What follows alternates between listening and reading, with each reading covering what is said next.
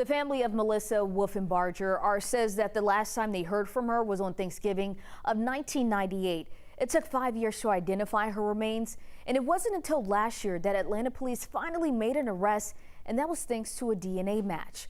Christopher Wolfenbarger is currently on trial accused of killing his wife and dismembering her body nearly 30 years ago.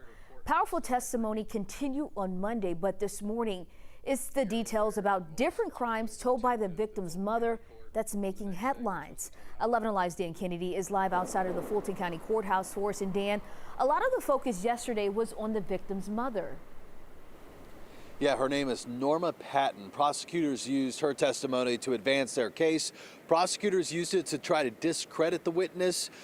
They reminded jurors that the woman, Norma Patton, on stand testifying yesterday, her past is actually tied to one of the most notorious serial killers in Georgia history. Her own husband, Carl Patton, confessed to 5 different murders in the 1970s. He's known as the Flint River serial killer.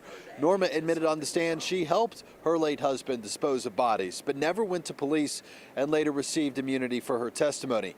The defense argued that history makes her unreliable and that she's long carried a personal vendetta against Christopher Wolfenbarger, who's now on trial for the murder of his former wife, Melissa.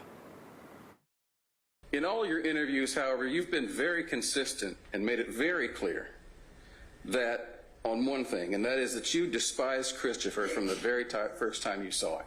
Is that correct? Yeah, pretty much. Prosecutors, meanwhile, used Norma's testimony to describe the abuse Melissa allegedly suffered at the hands of her husband. They argue Wolfenbarger killed his wife in late 1998 and left her remains in trash bags. Testimony resumes a little later this morning, with prosecutors expected to call up more witnesses. Reporting live from outside the Fulton County Courthouse, Dan Kennedy, 11 Alive News. All right, thank you for following this for us, Dan.